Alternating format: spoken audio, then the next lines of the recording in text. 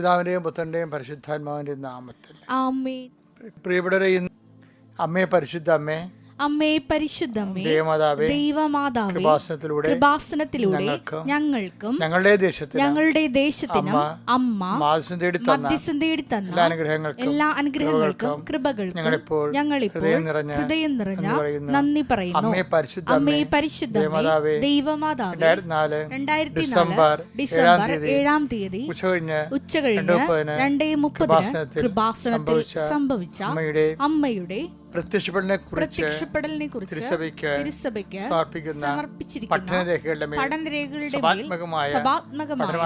പഠനം ആരംഭിക്കുവാൻ ഞങ്ങൾ പ്രാർത്ഥിക്കുന്നു. അമ്മേ പരിശുദ്ധമ്മേ, ഭൂസ്വലോകങ്ങളുടെ രാജ്ഞിയായ അങ്ങേക്ക് ഭൗമ സംരക്ഷണത്തിനായി പ്രപഞ്ച പ്രകൃതിയെ തിരുസഭ പ്രതിഷ്ഠിക്കുവാൻ ഈ പ്രത്യക്ഷീകരണം വഴി ഇടയാക്കണമേ. പരിശുദ്ധ അമ്മേ, ജപമാല മാതാവേ, സകല കൃപാസനം പ്രാർത്ഥനയോടും ചേർത്ത് ഞങ്ങളിപ്പോൾ പ്രാർത്ഥിക്കുന്ന ഈ കുടുംബത്തിന്റെ പ്രത്യേക നിയോഗം മക്കളെ,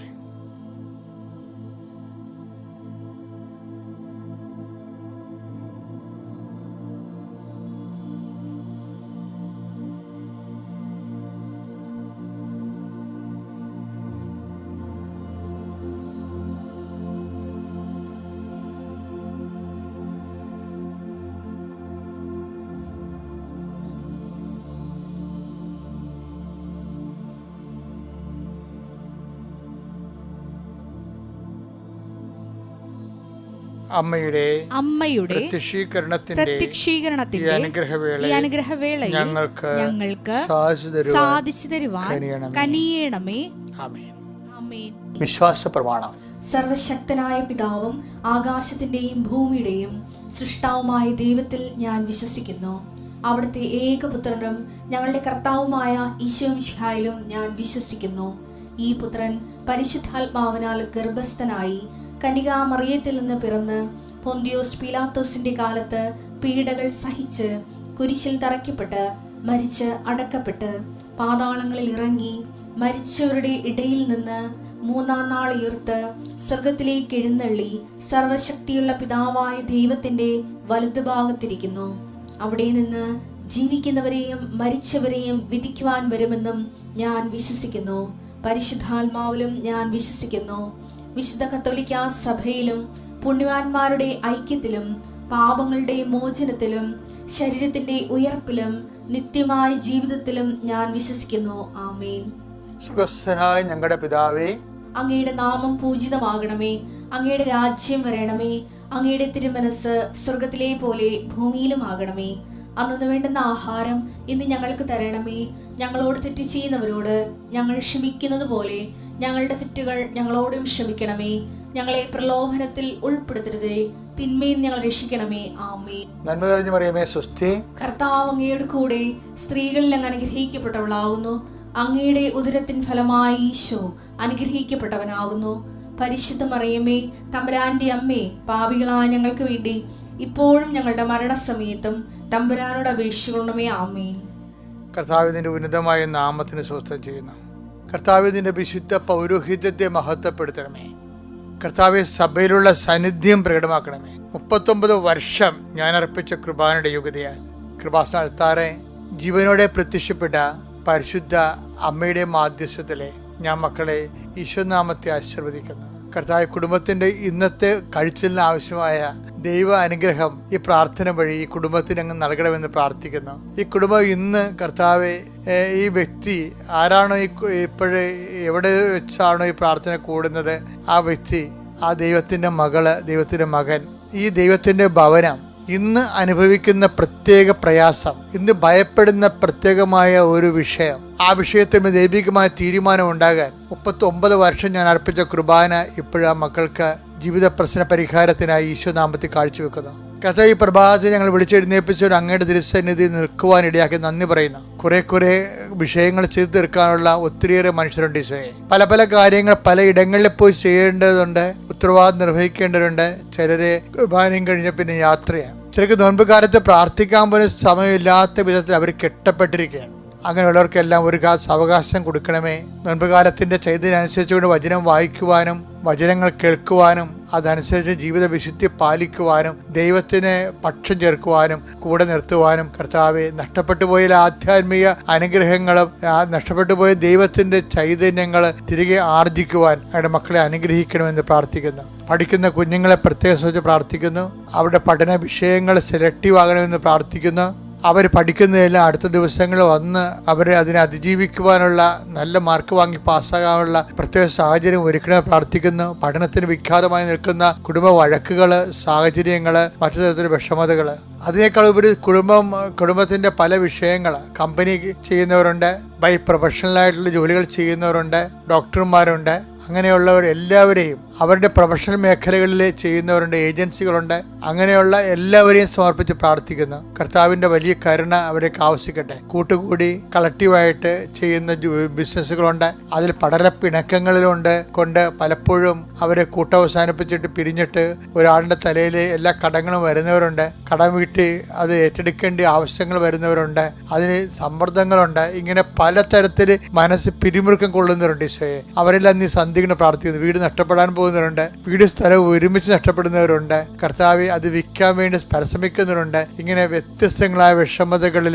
കർത്താവ് വിദേശത്തുള്ള ഞങ്ങളുടെ മക്കളെ പ്രത്യേകിച്ച് പ്രാർത്ഥിക്കുന്നു. അവരുടെ പഠനങ്ങൾ പഠിച്ചിട്ട് അവരുടെ വിസ പഠനകാലം കഴിഞ്ഞപ്പോൾ എക്സ്പയർ ആകാൻ പോകുന്നു. അവർക്ക് വിസ പുതുക്കി കിട്ടണില്ല. അത് എല്ലാ മേഖലകളിലും വേദനിക്കുന്നവരെ കർത്താവ്, നാട്ടിലാണെങ്കിൽ അവർക്ക് വല്ലാത്ത കടങ്ങൾ വന്നിരിക്കുന്നു. അവരെല്ലാവരും സന്ധിക്കണം പ്രാർത്ഥിക്കുന്നു. മക്കളില്ലാത്തവരെ, വിവാഹം ഒത്തുവരാത്തവരെ, ഭവനരഹിതരെ, വഴിയില്ലാത്തവരെ, സാമ്പത്തികമായ സുസ്ഥിതിയില്ലാത്തവരെ, ഒരു തൊഴിലും കാണാത്തവരെ, അതിനുവേണ്ടി പരിശ്രമിക്കുന്നവരെ എൻ്റെ കർത്താവിൻ്റെ ഉന്നതമായ നാമത്തെ സാബയുടെ അധികാരത്തിൽ കുരിശടയാളത്തെ അനുഗ്രഹിക്കപ്പെടട്ടെ. എൻ്റെ മക്കൾ, നമ്മൾ ഇന്ന് വായിക്കുന്നത് ഇപ്പോൾ പരീക്ഷക്കാലമാണല്ലോ. പരീക്ഷക്കാലമാണ്, അതുപോലെ പ്രാർത്ഥനാക്കാലമാണ്. കൃപാസനത്തിലാണെങ്കിൽ എല്ലാ ദിവസവും പരീക്ഷയില്ലാത്ത ദിവസങ്ങളൊക്കെ നൂറ് കണക്കിന് കുഞ്ഞുങ്ങളാണ് ഹോൾ ടിക്കറ്റ് വെഞ്ചരിപ്പിക്കാൻ വേണ്ടി വരണത്. അപ്പോൾ അവരുടെ മാതാപിതാക്കന്മാരുടെ ഉടമ്പടി സീറ്റ് കാണിച്ചാൽ മതി, ഉടമ്പടി കാർഡ് കാണിച്ചാൽ. പക്ഷെ അത് അപ്ഡേറ്റ് ആയിരിക്കണം, പുതുക്കിയതായിരിക്കണം. കാര്യം നിങ്ങൾ ഉടമ്പടിയിലായിരിക്കണമല്ലോ. പണ്ട് ചിലർ ഇപ്പം പരീക്ഷക്കാരൊക്കെ പണ്ടെങ്ങോ ഉടമ്പടി ചെയ്തതാണ്, അവരതൊക്കെ വലിച്ചുകൊണ്ട് വരുന്നുണ്ട്. അവർ ഉടമ്പടി ഉഴപ്പിയതാണ്. 90 ദിവസം കഴിഞ്ഞ് ഉടമ്പടി പുതുക്കുന്നില്ലെങ്കിൽ നിങ്ങൾ ഉടമ്പടിയിലല്ലാതെ ക്യാൻസൽഡ് ആണ്. നിങ്ങൾക്ക് വേണേൽ പുതുക്കാം, പക്ഷേ ഹോൾ ടിക്കറ്റൊക്കെ വെഞ്ചരിച്ച് കിട്ടും. പക്ഷേ കൗൺസിലിങ്ങും മെസ്സേജൊന്നും നടക്കത്തില്ല. എന്താ പറയണമെന്ന് കാര്യം എന്ന് വെച്ചാൽ, ചില ആൾക്കാർക്ക് ചില വിഷയങ്ങളുണ്ടാകുമ്പോൾ അവർ ക്യാൻസലായ ഉടമ്പടി എടുത്തുകൊണ്ട് വരും. അങ്ങനെയൊന്നും വരരുത്. കാര്യം ഉടമ്പടി എന്ന് പറഞ്ഞ ഒരു ജീവിതമാണ്, അല്ലാതെ അച്ഛനെ കാണാൻ വേണ്ടിയുള്ള ചീട്ടല്ല. അതിനെ ബുദ്ധിബോധം ഇല്ലാത്ത ഉടമ്പടി എടുത്തിട്ടുണ്ട് കുറച്ച് പേര്. അതുകൊണ്ട് വളരെ ശ്രദ്ധിച്ച് വേണം ഈ കാര്യങ്ങൾ. ദൈവത്തോട് നമ്മൾ പരിശുദ്ധ അമ്മയുടെ മാധ്യസ്ഥത്തിൽ ഈശോയോട് ചെയ്യുന്ന കർത്താവിൻ്റെ വചനമനുസരിച്ച് സുവിശേഷ സാക്ഷിയായി ജീവിച്ചുകൊള്ളാമെന്ന് പറഞ്ഞുകൊണ്ട് വചനാധിഷ്ഠമായി ജീവിക്കുന്ന ഒരു ജീവിതക്രമമാണ് ഉടമ്പടി ജീവിതം. അതൊന്ന് ശ്രദ്ധിക്കണം. അതുകൊണ്ട് നമുക്ക് പ്രാർത്ഥനാക്കാലം, പരീക്ഷാക്കാലം പ്രാർത്ഥനാക്കാലമാണെന്ന് പറഞ്ഞാലും ചിലർ പ്രാർത്ഥിച്ചാലും വലിയ ഗുണമൊന്നും ഉണ്ടാകത്തില്ല. എന്താ കാര്യം? പ്രാർത്ഥിക്കുന്നതിൻ്റെ ഇടയ്ക്ക് അവർ മൊബൈൽ എടുക്കും. പള്ളി വന്നിട്ട് പോലും ചാടിപ്പോയി മൊബൈൽ വരുമ്പോൾ അങ്ങനെ അവൻ പള്ളിയിൽ കുർബാനയിൽ കർത്താവിൻ്റെ മുമ്പിൽ നിൽക്കുകയാണ്. അപ്പോൾ ആരോ ഒരു കടവാൻ പോകത്ത് അവനെ വിളിക്കും, കുറേ ചാടി പള്ളിയുടെ മുറ്റത്ത് വീഴും. ഇത് അവിടെ മൊബൈൽ എടുക്കും. അപ്പോൾ അതൊക്കെ എന്ന് വെച്ച് കഴിഞ്ഞാൽ ഗുണത്തെക്കാരെ ദോഷമേ ചെയ്യത്തുള്ളൂ. കാര്യം എന്താ വെച്ചാൽ പ്രശ്നം വെച്ചാൽ നീ വീട്ടിലാണ്ടിരിക്കണമെങ്കിൽ അത്രയും തലവേദന ദൈവത്തിന് കുറേ. എന്താ കാര്യം വെച്ച് കഴിഞ്ഞാൽ മറ്റുള്ളവർ ഉതപ്പിൽ പെടുകത്തില്ല. നീ മറ്റുള്ളവർക്ക് ദുർമാതൃകയാണല്ല. അതുകൊണ്ട് ദൈവത്തിന് സാക്ഷിയായിട്ട് ജീവിക്കാൻ നോക്കണം. അത് തമാശനെ പെട്ടെന്ന് പറഞ്ഞതേ ഉള്ളൂ. ഞാൻ ഇപ്പോൾ പറയാൻ പോണ വിഷയം അതൊന്നുമല്ല. ഐസയുടെ പുസ്തകം നമ്മൾ വായിക്കാം. ഐസയ 29:8. സിയോൻ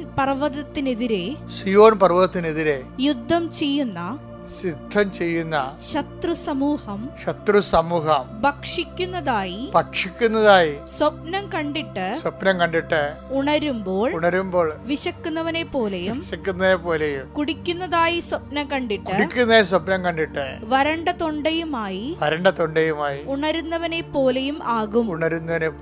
ഇതെന്ന് പറയുന്നത് നോൻപ് കാലം എന്നൊക്കെ അറിയാല്ല, ഉപവാസത്തിന്റെയും പ്രാർത്ഥനയുടെയും കാലമാണ്. പക്ഷെ ചില പ്രാർത്ഥനകൾ പാളിപ്പോകുന്നുണ്ട്. പ്രാർത്ഥനയുടെ ഇടയ്ക്ക് ഇതുപോലെ ഞാൻ മുമ്പ് പറഞ്ഞ മൊബൈൽ പോലെയുള്ള സംഭവങ്ങൾ എടുക്കുകയും ഇനി ഒന്നും എടുത്തില്ലേ പോലെ പരവിചാരം കൊണ്ടിരിക്കുകയും ചെയ്യത്തില്ലേ. അപ്പോൾ അവർ പ്രാർത്ഥിച്ച് കഴിയുമ്പോൾ അവർക്ക് സംഭവിക്കുന്നത് എന്താണ്? ഭക്ഷിക്കുന്നതായിട്ട് സ്വപ്നം കാണും, പക്ഷെ എഴുന്നേൽക്കുമ്പോൾ വിശക്കുമെന്ന്. അതിന് ചില പിള്ളേർക്കുണ്ട്. പഠിക്കുന്നതിൻ്റെ ഇടയ്ക്ക് അവർ റീല് കാണും. പരീക്ഷയ്ക്ക് പഠിക്കണേ, പേര് ഇളിച്ചോണ്ട് കോമഡിയും കണ്ട് ഇളിച്ചോണ്ടിരിക്കും, പിന്നെയും പഠിക്കും. 1 മണിക്കൂർ കഴിഞ്ഞ് പഠിച്ചു നോക്കുമ്പോൾ ഒന്നും ഓർക്കത്തില്ല. അതാണ് ഈ പറയണത്. എന്താണ് അവർ രണ്ടാമത് പറയുന്നത്? എന്താ പറയണത്? അതായത് കുടിക്കുന്നതായിട്ട് സ്വപ്നം കാണും. സ്വപ്നം മാത്രമാണ്. ഈ പല വിചാരത്തോടെ പ്രാർത്ഥിക്കുന്നതും പല കാര്യങ്ങൾ കണ്ടുകൊണ്ട് ഇടയ്ക്ക് പഠിക്കുന്നതുമെല്ലാം ശരിക്കും പറഞ്ഞാൽ കുടിക്കുന്നതായിട്ട് സ്വപ്നം കാണുന്നവരാണ്. കഴിക്കുന്നതായിട്ട് സ്വപ്നം കാണും, പക്ഷേ എഴുന്നേക്കുമ്പോൾ വിശക്കും. ബൈബിളിൻ്റെ രസം, എക്സ്പ്രഷൻസ് ഓഫ് ദി ബൈബിളേ ഭയങ്കര രസം. നമ്മുടെ ജീവിതം ശരിക്കും ഇങ്ങനെ പോസ്റ്റ്മോർട്ടം ചെയ്ത് തരും ഇങ്ങോട്ട്. ഇപ്പം നീ ഏത് നിൻ്റെ സ്റ്റാറ്റസ് എന്താണെന്ന്. പ്രാർത്ഥനാ കാലം എന്ന് പറയുമ്പോൾ പല വിചാരം നിർത്തിയിട്ട് പ്രാർത്ഥനയിൽ ഏകാഗ്രത ഉണ്ടാകണം. അത് നമ്മുടെ ഭാഗത്തുനിന്ന് ബോധപൂർവമായ ശ്രമം ഉണ്ടാകണം. ഇപ്പോൾ എനിക്കിങ്ങനെ പ്രാർത്ഥനയിൽ ഇപ്പോൾ കടലാണെങ്കിൽ തിരച്ചിലുണ്ടാകത്തില്ലേ? കടലിൽ തിരച്ചിലുണ്ടാകത്തില്ലേ? അപ്പോൾ തിരയെല്ലാം ഒഴിഞ്ഞതിന് ശേഷം നമുക്ക് കടലിൽ കുളിക്കാൻ പറ്റുമോ? അപ്പോൾ എല്ലാ പല വിചാരങ്ങളും മാറിയതിന് ശേഷം നമുക്ക് പ്രാർത്ഥിക്കാൻ പറ്റുമോ? ഒരിക്കലും പ്രാർത്ഥിക്കാൻ പറ്റിയില്ല. മനസ്സിങ്ങനെ കടൽ പോലെ തിരഞ്ഞുകൊണ്ടിരിക്കും. അപ്പോൾ എനിക്ക് എൻ്റെ ശ്രദ്ധപ്പെട്ട് കഴിഞ്ഞാൽ അപ്പം തന്നെ ഞാൻ മനസ്സാപരണം ചൊല്ലും. ഞാൻ എങ്ങനെയാണ് പല വിചാരത്തിന് അതിജീവിക്കണം? പ്രാർത്ഥിച്ചുകൊണ്ടിരിക്കുമ്പോൾ എന്തെങ്കിലും തരത്തിലുള്ള വികട ചിന്ത വന്നെങ്കിൽ എൻ്റെ ദൈവം ഏറ്റവും നല്ലവരും എല്ലാത്തിനും ഉപരി സ്നേഹിക്കപ്പെടുകയും അങ്ങനെ പാവം ചെയ്യുന്നവർ പൂർണ്ണകൃത കാര്യം പാവം തന്നെയാണല്ലോ പല വിചാരം എന്ന് പറയുന്നത്. നമ്മൾ ദൈവത്തോട് സംസാരിച്ചുകൊണ്ടിരിക്കുമ്പോൾ ഇടയ്ക്ക് പിശാചിനോട് സംസാരിച്ചാൽ പിന്നെ അതെങ്ങനെ പാവമാകാതിരിക്കണേ? അപ്പം അതേപോലെ പ്രാർത്ഥന എന്ന് പറയുന്നത് നോൻപ് കാലം പ്രാർത്ഥനാക്കാലമാണ്. പക്ഷേ അതേസമയം തന്നെ പല വിചാരങ്ങൾ പ്രാർത്ഥന ഉണ്ടാകുമ്പോൾ സ്വാഭാവികമായിട്ട് നമുക്കിത് പ്രതീക്ഷിക്കാം. പക്ഷെ നമ്മൾ കൺട്രോൾ ചെയ്യണം. നമുക്ക് കൺട്രോൾ ചെയ്യാൻ ഈ മനസ്സാപ്പറണം എൻ്റെ ഈ സൂത്രം നല്ലതാണ്, എന്നെ സഹായിച്ചിട്ടുണ്ട് കുറേ. കാരണം പല വിചാരം ഇല്ലാതെ ഒരിക്കലും നമുക്ക് പ്രാർത്ഥിക്കാൻ പറ്റത്തില്ല. പലവിചാരം ഇല്ലാതെ ഇരിക്കുമ്പോൾ തന്നെ ഇരിക്കണത് തന്നെ നമ്മൾ ആ 0 പോയിന്റിലേക്ക് ഏതെങ്കിലും സംഭവങ്ങൾ കയറി വരും. അപ്പോൾ അതുകൊണ്ട് നിങ്ങൾ വിഷമിക്കേണ്ട. പക്ഷേ നമുക്കൊരു ബോധം ഉണ്ടാകണം, അവയർനെസ് ഉണ്ടാകണം ഈ വിഷയത്തെക്കുറിച്ച്. പിന്നെ ദൈവത്തിൻ്റെ സഹായത്തിനായിട്ട് നമ്മൾ പ്രാർത്ഥിക്കും. ജവമാനിലൊക്കെ അങ്ങനെ പല വിചാരം കൊണ്ടായിരിക്കാൻ നമ്മൾ ദൈവത്തോട് പ്രാർത്ഥിക്കുന്ന ഒരു ഭാഗമുണ്ട്. ഞാൻ എന്താ പറയണമെന്ന് വെച്ച് കഴിഞ്ഞാൽ പഠനമായാലും പ്രാർത്ഥനയായാലും ഇത് ഈ പഠനത്തിനിടക്കും പ്രാർത്ഥനയിടക്കും വേറെ ചില കാര്യങ്ങളൊക്കെ ബിസിനസ്സൊക്കെ വന്നു കഴിഞ്ഞാൽ സ്റ്റോക്സുകൾ, കോമഡികൾ, റീലുകൾ, വേറെ കണ്ടൻറ്റുകൾ, ആവശ്യമില്ലാത്ത പാട്ടിപ്പോയി തലയിടുക. ഞാൻ ഇവിടെ പഠിക്കുന്ന പിള്ളേരോട് എവിടെ വരുമ്പോൾ പറയും വീട്ടിൽ മമ്മിയും പപ്പയൊക്കെ കിടന്നിട്ട് ബഹളമൊക്കെ ഉണ്ടാക്കും. നിങ്ങൾ എൻ്റെ അടുത്ത് തലയിട്ട് കൊടുക്കരുത്, നിങ്ങൾക്ക് പരീക്ഷക്കാലമാണ്, മര്യാദക്കിരുന്ന് പഠിക്കുക. അതാണ് പറയണത്. അങ്ങനെ പല വിചാരത്തിൽ പഠിക്കുകയാണെങ്കിലും പല കാര്യങ്ങൾ ഇടപെട്ടുകൊണ്ട് പ്രാർത്ഥിക്കുകയാണെങ്കിലും ഒക്കെ സംഭവിക്കണമെന്ന് വെച്ചാൽ കുടിക്കുന്നതായിട്ട് സ്വപ്നം കാണും. എഴുന്നേൽക്കുമ്പോൾ തലയൊന്നും ഉണ്ടാകത്തില്ല. വരണ്ട തൊണ്ടയുമായിട്ട് എഴുന്നേക്കുന്നു. പക്ഷിക്കുന്നതായിട്ട് സ്വപ്നം കാണും, പക്ഷേ എഴുന്നേൽക്കുമ്പോൾ വിശന്ന വയറോട്ട് എഴുന്നേൽക്കും. അത് നോൻപ് കാലത്തെ പ്രാർത്ഥന എല്ലാം അത് കറക്റ്റ് ദൈവചൈതന്യത്തോട് തന്നെ പ്രാർത്ഥിക്കാൻ വേണ്ടിയാണ് ഞാനിത് പറയണത്. കാര്യം ഇതൊക്കെ അച്ഛൻ പറയണ മക്കൾ കേട്ട് ഇപ്പം ഞാൻ പറഞ്ഞില്ലേ പല വിചാരം കൂടാതെ ഇരിക്കുക. ഈ മനസ്സാപ്പറിനെ എപ്പോഴും പഠിച്ചു വെക്കണം. കൃപാസനത്തിൻ്റെ പ്രാർത്ഥനകളിലൊക്കെ മനസ്സാപ്പുറം ഉണ്ടാകും. അത് പഠിച്ചു വെച്ചാൽ നമുക്ക് എല്ലാവർക്കും കാത്തലിക്സിന് എല്ലാം അറിയാം ഈ പ്രാർത്ഥന. മറ്റുള്ളവർ ശ്രദ്ധിക്കണം. അതിൽ ഒരു വരിയെങ്കിലും വായിച്ച, അതായത് എന്തെങ്കിലും തരത്തിലുള്ള പല വിചാരം ഉണ്ടാകണമെങ്കിൽ അത് മാറാൻ വേറെ ഈ മനസ്സാപ്പുറമല്ല വേറെ പ്രാർത്ഥനയുണ്ട്. ഡെലിവറൻസ് പ്രെയർ ഉണ്ട്. അത് കുർബാനയിൽ ലത്തീൻ കുർബാനയിൽ ഡെലിവറൻസ് പ്രെയർ ഉണ്ട്. അതെടുത്ത് ഞാൻ ജസമത്ത് പ്രാർത്ഥിക്കും. എന്താണ്? എല്ലാ തിന്മകളിൽ നിന്നും മോചിക്കണമേ, ഈ കാലയളവിൽ ഞങ്ങൾക്ക് സമാധാനം നൽകണമേ, പാപത്തിൽ നിന്നും അസ്വസ്ഥകളിൽ നിങ്ങൾ എപ്പോഴും കാരുണ്യപൂർവ്വം കാത്തുകൊള്ളണമേ. അതൊരു പ്രാർത്ഥനയാണ്, ഡെലിവറൻസ് പ്രെയർ ആണത്. അത് ഇതുപോലെ പല വിചാരവും മറ്റു തരത്തിലുള്ള വിഷമതകൾ വരുമ്പോൾ ഉണ്ടാകുന്ന ഒക്കെ ഒരു സുഹൃത്ത് ഒരു 3 വരിയേ ഉള്ളൂ ഞാൻ പ്രാർത്ഥിച്ചത്. നിങ്ങളത് എടുത്ത് വീണ്ടും എടുത്ത് കേൾക്കുമ്പോഴൊക്കെ മനസ്സിലാവും. എല്ലാ തിന്മകളിൽ നിന്നും കർത്താവേ, എല്ലാ തിന്മകളിൽ നിന്നും മോചിക്കണമേ, ഈ കാലയളവിൽ ഞങ്ങൾക്ക് സമാധാനം നൽകണമേ, പാപത്തിൽ നിന്നും അസ്വസ്ഥതകളിൽ നിന്നും നിങ്ങളെപ്പോഴും കാരുണ്യപൂർവ്വം കാത്തുകൊള്ളണമേ. അതിന് ഇംഗ്ലീഷ് വേർഷൻ ഭയങ്കര deliverance lord from the whole evil എന്നാണ്. അപ്പം ഡെലിവറൻസ് പ്രയറാണത്. അത് അങ്ങനെ വരുമ്പോൾ അതും ഒരു പ്രാലചാരം കൂടുമ്പോൾ അതും ഒരു പ്രാർത്ഥനയ്ക്ക് മാറ്റണം. പഠനത്തിൻ്റെ ഇടയ്ക്കും ഇതുപോലെ പല വിചാരങ്ങളും ഫോണും മറ്റൊരു സംസാരവും ഒക്കെ വരുമ്പോഴും നിങ്ങൾ പഠനം തുടങ്ങണ മുമ്പ് ഈ പ്രാർത്ഥനയും 4 വരി പ്രാർത്ഥനകൾ ചെല്ലണം. ചെല്ലിട്ട് ഇതെല്ലാം ഫ്രൂട്ട്ഫുള്ളായിട്ട് എടുക്കണം. അപ്പം നിങ്ങൾക്ക് നല്ലൊരു നോൻപ് കാലവും നല്ലൊരു പരീക്ഷക്കാലവും നല്ലൊരു വിജയക്കാലവും ഇതെല്ലാം കഴിയുമ്പോൾ നമ്മൾ ഒരുമിച്ച് ആത്മീയമായിട്ട് വിജയിക്കും. അതുപോലെ വിദ്യാഭ്യാസമായിട്ട് വിജയിക്കും, ജീവിതപരമായിട്ട് വിജയിക്കും. ദൈവം നിങ്ങളെ അനുഗ്രഹിക്കട്ടെ.